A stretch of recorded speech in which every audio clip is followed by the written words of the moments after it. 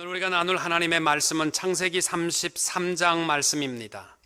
1절부터 11절 말씀까지 봉독해 올리겠습니다. 야곱이 눈을 들어보니 에서가 400명의 장정을 거느리고 오고 있는지라 그의 자식들을 나누어 레아와 라헬과 그 두 여종에게 맡기고 여종들과 그들의 자식들은 앞에 두고 레아와 그의 자식들은 다음에 두고 라헬과 요셉은 뒤에 두고 자기는 그들 앞에서 나아가되 몸을 7번 땅에 굽히며 그의 형 에서에게 가까이 가니 에서가 달려와서 그를 맞이하여 안고 목을 어긋 맞추어 그와 입 맞추고 서로 우니라. 에서가 눈을 들어 여인들과 자식들을 보고 묻되 너와 함께한 이들은 누구냐? 야곱이 이르되 하나님이 주의 종에게 은혜로 주신 자식들이니이다.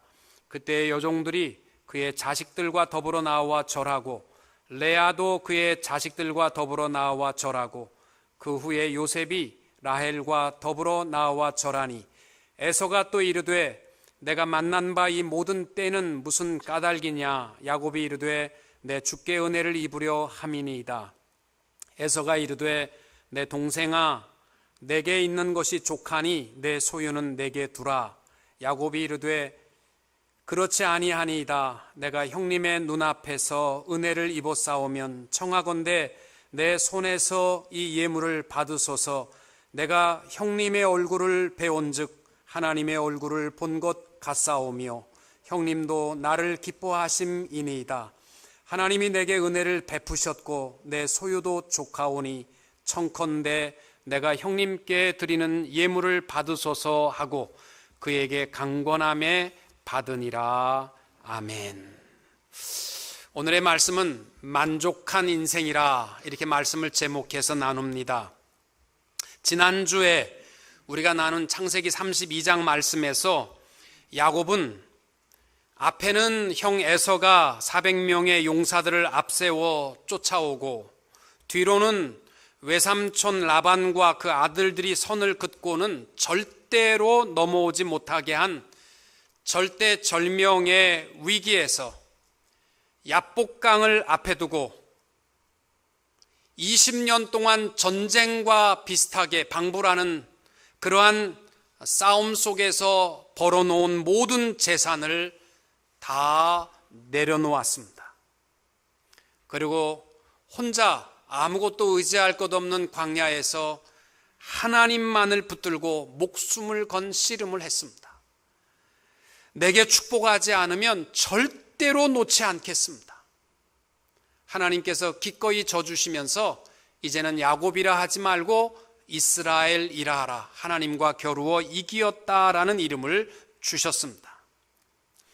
그리고 야곱이 형 에서의 분노가 가라앉지 않아서 자기 자녀와 자식을 죽이면 자기는 두 발로 뒤로 도망칠 생각을 하고 있었는데 하나님께서 마지막 그 잔꾀의 두 다리를 이 허벅지 관절을 부러뜨림으로 말미암아 마지막 계획을 포기하게 하셨습니다. 그리고 오늘 말씀은 드디어 눈앞에 형 에서가 나타나는 장면입니다. 이미 종들과 전 재산을 형님에게 선물로 보냈습니다. 내려놓았습니다. 그리고 분이엘의 아침 하나님을 붙들고 씨름해서 하나님과 더불어 싸워서 이겼다라는 이름까지 얻었습니다. 그런데 형 에서를 만나는 순간적으로 자기도 모르게 또 옛날 버릇이 나오는 겁니다. 그래서 허물이 나타나는데 맨 앞에 두 여종과 그 자녀들을 세워놓고 그 뒤에다가 레아와 그 아들들을 세워놓고 맨 뒤에다가 라헬과 요셉을 세워놓았습니다. 여러분, 그 앞에 선 종의 자식들은 얼마나 가슴이 찢어졌겠어요. 아버지라는 게 마지막 순간에까지 편애를 하고 있습니다. 여러분, 자식들이 가장 상처를 많이 받을 때가 이 편애할 때 아닙니까? 야곱이요, 하나님을 만났는데도 불구하고 순간적으로 또 허물이 나타나는 겁니다. 여러분이 제가 잘못을 해도 용서하세요. 야곱도요, 하나님 만나서도 그러지 않습니까?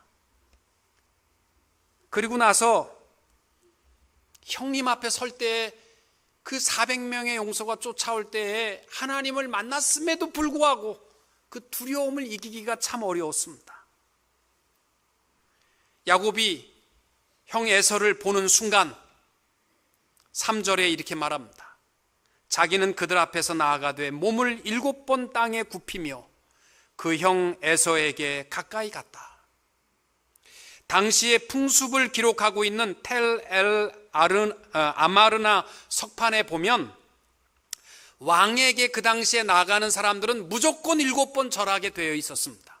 이 말은 뭐냐면 야곱이 형 에서에게 나갈 때는 왕께 절하듯 형님을 왕처럼 여기고 절한 겁니다. 그리고 자신은 종처럼 낮춰진 것입니다. 이렇게 형님을 맞이했는데 놀라운 기적의 역사가 일어났습니다.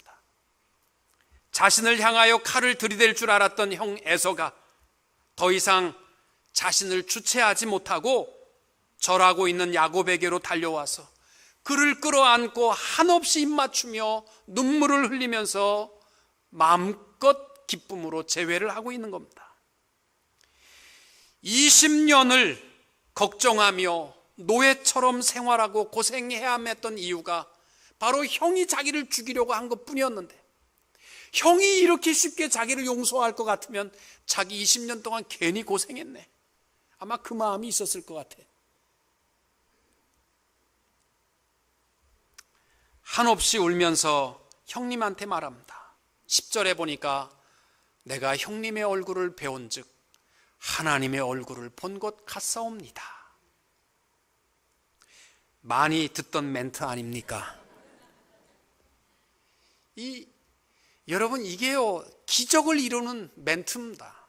형님의 그 20년을 얼어붙은 마음을 녹이는 역사가 형님의 얼굴을 배우니 하나님의 얼굴을 배운 것 같습니다. 이게요 기적을 일으킵니다. 여러분 보세요. 위기 가운데 있을 때에요 나를 낮추면 기적이 일어납니다. 어떻게 내가 할 바를 모르십니까? 내가 어디로 가야 할지 모르시면 나를 낮추십시오. 그러면 하나님이 역사해 주실 줄로 믿습니다.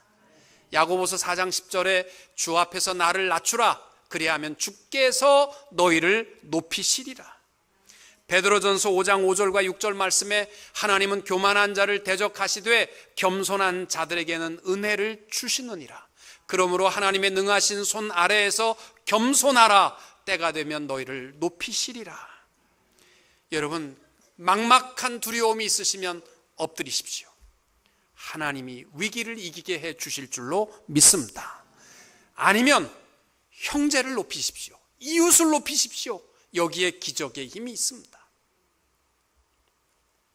빌립보서 4장 3절과 4절에 아무 일에든지 다툼이나 허용으로 하지 말고 오직 겸손한 마음으로 각각 자기보다 남을 낮게 여기고 각각 자기의 일을 돌아볼 뿐더러 또한 각각 다른 사람의 일을 돌아보아 나의 기쁨을 충만하게 하라. 여러분, 형님의 얼굴을 배운 즉 하나님의 얼굴을 배운 듯 하옵니다. 이게요 기적이 일어납니다. 힘들고 어려우시거든 나는 낮추시고 주위에 있는 분들을 높이십시오. 기적의 역사가 일어날 줄로 믿습니다. 창세기 32장에서는요 지난 시간에 절대절명의 위기를 이기는 방법은 내려놓는 것이었습니다. 오늘 말씀에서 가장 중요한 것은 나를 낮추는 겁니다. 여기서부터 우리의 승리의 축복과 변화와 기적의 축복이 일어나는 줄로 믿습니다. 제일 먼저 우리가 나눌 말씀은 바로 그겁니다. 우리 앞에 펼쳐지는 두려움과 난관의 문제가 있으면 어떻게 해야 될 것인가? 야곱이 20년 동안 고생해야만 했던 이유는 에서가 자기를 죽이려고 했기 때문입니다. 창세기 29장에 그 에서를 피해서 하란 땅으로 갈 때 20년 전입니다. 창세기 28장 15절에 보니까 내가 너와 함께 있어 내가 어디로 가든지 너를 지키며 너를 이끌어 이 땅으로 돌아오게 할지라 내가 내게 허락한 것을 다 이루기까지 너를 떠나지 아니하리라. 하나님이 약속해 주셨습니다. 야곱이 너무 좋아가지고 하나님 나를 돌아오게만 하신다면 하나님은 나의 하나님이 되어서 내가 11조를 드리고 하나님만을 사랑하겠습니다, 이렇게 고백했어요. 근데 야곱은 다 잊어버렸어요. 하란 땅에서 양새끼 모으는 재미에 빠져가지고 그냥 계속 양새끼만 모으고 있을 때 하나님은 잊지 않았습니다. 돌아가야 되는데 안 돌아가는 겁니다. 내가 그를 지켜서 반드시 약속을 지켜서 돌아가게 해야 되는데 안 가는 거예요. 그러니까 주위를 흔들어 놓은, 라반의 마음을 흔들어 놓고 그 아들들의 마음을 흔들어 가지고 더 이상 하란 땅에 견딜 수 없게 환경을 만들어 주셨습니다. 그리고 그로 하여금 고향 땅으로 돌아가게 하신 것입니다. 우리의 두려움이라는 건 바로 이겁니다. 때때로 왜 나는 열심히 하나님 사랑하는데 왜 이렇게 집안이 흔들거리고 내가 이렇게 견딜 수 없는 어려움, 앞이 캄캄할까? 그럴 때 두려워하지 마십시오. 하나님의 섭리는 이미 애서와 화해와 감동의 장면을 준비하고 우리를 밀어내시는데 우리는 그 길이 두렵다는 거예요. 두려워하지 않고 하늘을 하나님 살아계심을 믿으시면 담대하게 우리의 모든 길을 힘있게 달려갈 수 있는 성도님들이 될 수 있기를 축복합니다. 설문조사에 의하면 사람들이 가지고 있는 걱정, 두려움들에 대한 것을 조사했습니다. 그랬더니 40%는 앞으로 일어나지도 않을 일들에 대해서 걱정하고 두려워하는 거예요. 그런 일은 안 일어나는 게 40%입니다. 그런데 걱정해요. 미국 사람들 제일 걱정 많은 게 뭔지 아세요? 외계인들 걱정이에요, 지금요. 30%는 이미 해결된 일인데 걱정한다는 거예요. 이미 끝나버린 일인데. 그리고 12%는 걱정해봐야 아무 도움이 안 되는 것 가지고 걱정하고 있고 10%는 아무 쓰잘데없는 것 가지고 걱정한다는 거예요. 주인공이 죽으면 안 되는데 연속극에서 막 죽으려고 그러니까 그게 막 걱정돼서 머리 빠지고 밥맛도 떨어지고 쓰잘데없는 걱정들. 8%만 실제적으로 걱정하면 좀 도움이 된다는 일들이랍니다. 여러분이 두렵고 떨리고 들랑 92%가 헛된 것인 줄만 아시기 바랍니다. 특별히 우리가 필요한 것은 하나님 살아계시고 하나님이 나를 지키시고 하나님의 약속을 지키며 우리를 인도하여 주시는 줄로 믿으시기 바랍니다. 빌립보서 4장 6절과 7절 아무것도 염려하지 말고 다만 모든 일에 기도와 간구로 너희 구할 것을 감사함으로 하나님께 아뢰라. 그리하면 모든 지각에 뛰어난 하나님의 평강이 끝이라는 거예요. 다 해결해 주실 것이다. 베드로전서 5장 7절 너희 염려를 다 주께 맡기라. 두려워하지 말라는 거예요. 이는 그가 너희를 돌보심이라. 하나님이 함께 하시니까 두려워하지 말라는 겁니다. 시편 50편 15절 환난 날에 나를 부르라. 내가 너를 건지리니 내가 나를 영화롭게 하리로다. 여러분 꼭 부탁드립니다. 야곱의 인생처럼 그냥 두려워하고 걱정하고 그러지 마시고 하나님의 약속이 살아있고 인도하심을 믿고 담대하게 살아갈 수 있게 되시기를 축복합니다. 1950년 미국의 한 정신병원에서 60세의 한 노인이 스스로 자살하려고 병원 문을 몰래 탈출했습니다. 그의 이름은 할랜드 샌더스라는 할아버지인데 40세에 사업에 성공을 해서 돈 좀 벌었어요. 그랬는데 시간이 갈수록 홀라당 망해가지고 가진 재산 하나도 없고 집도 없고 60대였을 때 아들이 죽어버렸고 아내도 죽어버렸고 돈도 없고 가족도 없고 아무것도 없으니까 잠을 잘 수가 없는 거예요. 너무 괴롭고 인생이 싫어서 좌절 가운데서 정신병원 가서 약의 도움을 받고 살고 있는데 아무리 생각해도 평생 자기한테 소망이 없는 거예요. 이렇게 사느니 차라리 죽자. 그래서 병원에서 탈출했습니다. 어떻게 죽는 것이 제일 멋있고 안 아프고 죽을까? 그래서 밤거리를 헤매다가 보니까 찬송 소리가 들리는 거예요. 무슨 소리가 들리는데 그 소리를 듣고 가보니까 조그만 교회에 한 여자 성도가 와서 찬송을 하고 있습니다. 그 소리에 감동을 받고 회개하기 시작하고 내가 잘못 살았구나. 그리스도를 영접하고 그렇게 하고 하나님 앞에 돌아섰습니다. 다시 살아야 되겠다. 그래서 이분이요, 사업을 계획하고 나가서 사업을 하는데 도와주는 사람 하나도 없어요. 사회 연장 보장금 150불 가지고 뭐 하려니까 할 수도 없는 거예요. 그러니까 차에다 압력밥솥 하나 싣고 닭다리 들고 다니면서 좀 도와달라고, 이 사업을 하면 좋다고 1008번을 실패했답니다. 만나면 노, 만나면 노. 1000번이 넘어가면 여러분 얼마나 답답하게. 1009번째 자기를 좀 아는 사람이 그래, 예정을 생각해서 한번 해보자. 그래서 시작된 게 켄터키 프라이드 치킨입니다. 65세, 전 세계에 지금 115개 국가에 나가 있는 켄터키 프라이드 치킨, 할랜드 샌더스 할아버지의 스토리입니다. 우리는 죽을 것 같아도 하나님은요, 우리의 길을 예비하시고 인도하시는 줄로 믿으시고 두려워하지 말고 담대하게 나아갈 수 있게 되시기를 축복합니다. 크리스찬 무신론자라는 말을 들어보셨습니까? 예배도 드리고 찬송도 잘 외워서 부르고 기도도 하고 다 해요. 그런데 문제는 하나님은 안 무서워하고 온갖 세상의 걱정은 혼자 다 짊어지고 세상의 모든 것 땅이 꺼져라 두려워하고 걱정하고 살아가는 사람들은 실제적으로는 무신론자입니다.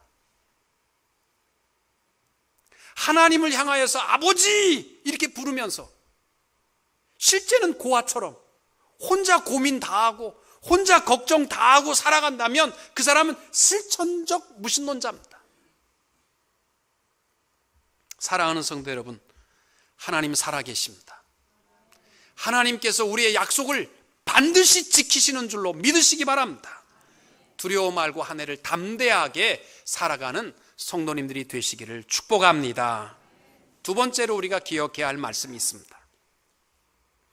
에서와 야곱이 화해하고 눈물을 한참을 흘린 다음에 에서가 야곱에게 묻는 것이 있습니다. 에서가 또 이르되 내가 만난 바 이 모든 때는 무슨 까닭이냐. 야곱이 이르되 내 주께 은혜를 입으려 함이니이다. 그 내려놓으면서 자기 양떼들을 형한테 다 선물로 보냈거든요. 그랬더니 9절에서 에서가 말합니다. 에서가 이르되 내 동생아 내게 있는 것이 족하니 내 소유는 내게 두라. 그랬더니 11절에서 야곱이 말합니다. 하나님이 내게 은혜를 베푸셨고 내 소유도 족하오니 청하건대 내가 형님께 드리는 예물을 받으소서. 여러분 중요한 건 바로 여기 공통적인 단어가 나옵니다. 내게 있는 것이 족하다 에서가 말한 것이고 11절에서는 야곱이 내게 있는 것도 족합니다. 둘 다 우리말 성경에는 만족이라는 단어로 번역을 했습니다만은 동그라미를 쳐놓으십시오. 그 단어는 원어는 다른 단어입니다. 9절에서 에서가 말하는 내 동생아 내게 있는 것이 족하다 만족이라는 단어는 랍이라는 단어를 썼습니다. 이 단어의 의미는 무슨 뜻이냐면 많다 그래서 만족하다 이러한 뜻이 단어가 랍이라는 단어입니다. 야곱이 말하고 있는 내 소유도 족합니다 라는 단어는 랍이라는 단어가 아니라 콜이라는 단어입니다. 이거는 많아서 만족한 것이 아니라 모두 가져서 만족하다 이러한 뜻입니다. 아침부터 헷갈리게 모든 것과 많은 것이 뭐가 차이 나냐, 이거 굉장히 큰 차이입니다. 여러분 많이 가져서 만족한 것과 모두 가져서 어떤 게 더 많은 것 같아요? 어떤 것 같습니까? 모두가 많죠. 근데 사람의 눈에 볼 때에는요 많이 가져서 만족하는 것이요 제가 볼 땐 에서의 재산이 훨씬 많았다고 생각합니다. 왜냐하면 보통 부자들은요 많이 가져서 만족하는 부자 봤습니까? 저는요 어느 누구도 나는 정말 평생 쓸 수 있을 만큼 많이 가져서 너무 만족합니다 이런 사람 하나도 없습니다. 미국의 최고의 부자라고 말했던 락펠러도요 자기가 부자라고 생각을 안 했답니다. 당신 그렇게 부자인데 맨날 모텔에서 자느냐? 누가 나보고 부자라고 그래. 내가 내 가진 재산의 2배쯤 가지면 내가 1등 호텔에서 자겠다 그랬다는 거예요. 많이 가져서 나는 만족하다 하는 사람은요 극히 드문데 에서가 난 많이 가져서 만족한다라고 얘기하고 있어요. 그러니까 굉장히 많이 가진 거예요. 그런데 야곱이 말하는 만족은 그게 아닙니다. 나는 모두 가졌다는 거예요. 야곱이 정말 모두 가졌습니까? 하늘과 땅, 모든 재물이 다 그의 것입니까? 그의 것입니다. 왜요? 야곱은요, 재산을 많이 가져서 만족한다는 게 아니에요. 자기가 여호와 하나님 안에 있기 때문에 담이 없는 자원을 소유하고 있다는 것을 깨달은 그 만족을 고백하고 있는 것입니다. 이 중요한 거예요. 여러분, 살아가면서 우리가 라합의 만족을 고백하려고 하면요, 시간이 지날수록, 나이가 먹을수록 우리는요, 실망할 것밖에 없어요. 돈벌이도 나이가 들면 시들해지죠. 건강도 시들해지죠. 사람들이 나를 인정하는 것도 나이 들면 시들해지죠. 만약에 많은 것으로 만족하기를 원하시면요, 나이가 먹을수록 절망할 것밖에 없습니다. 우리가 가져야 할 만족은요, 이 콜의 만족이에요.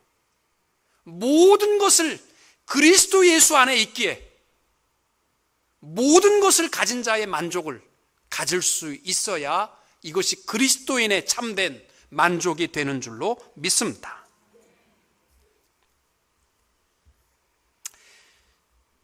사람들은 많은 것에 기준을 두고 만족을 하려고 합니다. 우리 애들도요, 친구 집에 놀러 갔다 어렸을 때 갔다 오면 걔네 집 굉장히 잘 살아. 잘 사는지 못 사는지 어떻게 알아. 우리 집보다 3배는 더 커. 애들은요, 많이 가지면은 잘 사는 것으로 생각하지만 우리는 그게 아닙니다. 예수 안에 있어서, 그래서 모든 것을 가졌고 그래서 만족한 그리스도인들이 되어야 할 줄로 믿습니다. 빌립보서 4장 13절, 내게 능력 주시는 자 안에서 내가 모든 것을 할 수 있느니라. 뭘 할 수 있어요? 할 수 있는 거 우리 없어요. 그러나 주 안에 있기 때문에 모든 것이 내 거요, 모든 것을 할 수 있는 줄로 믿습니다. 빌립보서의 주제는 기쁨이에요. 근데 빌립보서 짧은 4장이지만 가장 많이 나오는 50번 나오는 단어가 있는데 in Christ, 그리스도 안에서, 주 안에서, 이 단어가 많이 나옵니다. 우리 그리스도인의 최고의 만족은 예수 안에 있는 것인 줄로 믿으시기 바랍니다. 에베소서 2장에 예수 안과 밖이 어떤 차이인지를 말해주고 있습니다. 이거는요, 생명과 심판의 차이입니다. 전에는 너희는 그리스도 밖에 있었고 이스라엘 나라 밖의 사람이었다. 그러나 이제는 전에 멀리 있던 너희가 그리스도 예수 안에서 그리스도의 피로 가까워졌느니라. 이것이 심판과 둘째 사망에서 생명과 소망의 자녀가 되었다라는 것이 예수 안에서 주어진 특권인 줄로 믿으시기 바랍니다. 고린도후서 5장 17절에 보면 그런즉 누구든지 그리스도 예수 안에 있으면 새로운 피조물이라 라고 말합니다. 예수 안에 있는 자에게 주신 특권이 뭐냐면 하나님께서 우리를 새롭게 창조해 주신 줄로 믿으시기 바랍니다. 어떤 창조냐면요, 우리를 불리하게 하는 모든 죄의 증서들, 노예의 문서들, 사형 언도문들을 다 그리스도의 피로 폐기시켜 주신 줄로 믿으시기 바랍니다. 그래서 로마서 8장 1절에서는 그러므로 이제 그리스도 예수 안에 있는 자에게는 결코 정죄함이 없다. 이게 그 말입니다. 또 고린도전서 15장 20절 이하에 보면 아담 안에서 모든 사람이 죽은 것 같이 그리스도 안에서 모든 사람이 삶을 얻으리라. 우리 예수 안에서 모든 것을 가진 만족이 여러분의 하루아래의 삶 속에 이루어질 수 있게 되시기를 축복합니다. 요한복음 15장에서도 예수님께서 마지막 다락방 설교를 하시면서 내 안에 거하라, 나도 너희 안에 거하리라 동행을 약속해 주셨잖아요. 너희가 내 안에 거하면 무엇이든지 원하는 대로 구하라, 그리하면 이루리라. 예수 안에 있는 것은 모든 것을 가진 것과 똑같습니다. 예수의 이름을 가졌기 때문입니다. 사랑하는 성도 여러분, 에서와 같이 많은 것에 만족을 두려고 하는 것을 빨리 내려놓으십시오. 그리고 야곱과 같이 하나님 안에서 모든 것을 가진 만족이 우리의 삶 속에 날마다 고백될 수 있기를 축복합니다. 마지막으로 나눌 말씀은 에서가 한참을 울고 나서 이제 그 야곱에게 내가 너를 보호할 테니까 아버지에게 빨리 가자, 그렇게 얘기합니다. 그랬더니 야곱이 정중하게 거절합니다. 12절에 에서가 이르되 우리가 떠나자, 내가 너와 동행하리라. 그랬더니 13절에 야곱이 그에게 이르되 내 주도 아시거니와 자식들은 연약하고 내게 있는 양떼와 소가 새끼를 데리고 있은즉 하루만 지나치게 몰면 모든 떼가 죽으리니 14절에 청하건대 내 주는 종보다 앞서 가소서. 나는 앞에 가는 가축과 자식들의 걸음대로 천천히 인도하여 세일로 가서 내 주께 나아가리이다. 저는 성경을 읽다가 이 말씀이요, 너무 제 마음에 감동이 됐습니다. 야곱이 어떤 인물이었냐면 지금까지요, 자기만 알고 자기의 소유를 위해서 남들은 다 죽어도 괜찮은 인물이었습니다. 남들은 죽든지 손해보든지 관계없는 사람이 야곱이었어요. 그런데 이제는요, 형 먼저 내려가세요. 나는 내 새끼들 발걸음에 맞추어서 천천히 가겠습니다. 군사들이 우르르 몰고 가는, 그래서 행여나 우리 애들 피곤할까 봐. 그때 야곱의 큰아들이 한 12살쯤 됐으니까 내 새끼들 발걸음에 맞추어서 내가 천천히 가겠습니다. 야곱이요, 드디어 연약한 자, 또 힘없는 어린아이의 발걸음에 맞출 줄 아는 사람이 된 겁니다. 사랑하는 성도 여러분, 우리 은혜 받은 사람들이 그렇게 합시다. 나는 은혜 받았는데 너는 그게 뭐냐? 내 발걸음에 맞추어, 이렇게 하지 말고 우리를 낮추어서 연약한 자의 눈높이에 맞추고 또 그들과 함께 걸어갈 줄 아는 자들이 되었으면 좋겠습니다. 예수님께서 하늘 영광 버리시고 세상에 오심은 죄인된 우리와 눈높이를 맞추시고 걷기 위해서 오셨습니다. 우리 가정에서 우리 눈높이를 좀 우리 어린 아이들과 맞출 수 있는 아버지 어머니들이 됐으면 좋겠어요. 저도 이 말씀을 준비하면서 회개 많이 했습니다. 애들이 마음에 안 들 때가 많아요. 내가 하자는 대로 빨리빨리 좀 착착착 했으면 좀 속이 시원할 텐데 안 따라오면요, 그 다음에 소리가 나오잖아요. 이놈의 새끼들 좀 아빠가 하자는 대로 하면 얼마나 좋은데. 그러지 말고 야곱처럼, 야곱도 철드니까 애들 발걸음에 맞출 줄 알았는데 우리들도 가정에서 좀 연약한 자의 발걸음에 맞춥시다. 또 교회에서도 마찬가지입니다. 제가 이민 지난주까지 사업하시는 분들을 신방을 해봤는데 어떤 분은 손 잡으니까요, 너무너무 제 마음이 미안할 만큼 손이 거칠고 추운데 차가운 손 가지고 일하는 걸 보니까요, 너무너무 가슴이 아픕니다. 그런 분들이 많아요. 성도들 가운데는 경제적인 여유도 좀 있고 시간적 여유도 있는 분이 있는가 하면 정말 힘들게 살아가는 분 많습니다. 교회 한번 나오는 것도 너무너무 힘든 사람들 많아요. 그래서 교회에 왔는데 너는 그 모양이 뭐냐? 그게 좀 더 열심히 나와서 이렇게 좀 하고 저렇게 좀 하고 너 이렇게 좀 따라가면 좋지 않냐? 집사가 돼서 그게 뭐냐? 그럼요, 그 사람 마음은 더 찢어지는 거예요. 우리 은혜 받았으면요, 우리 눈높이를 좀 낮췄으면 좋겠습니다. 너 왜 안 해? 그러지 말고요, 우리 눈높이를 낮춰서 그들과 함께 걸어갈 수 있는 것, 이게 은혜 받은 자의 삶의 모습인 줄로 믿습니다.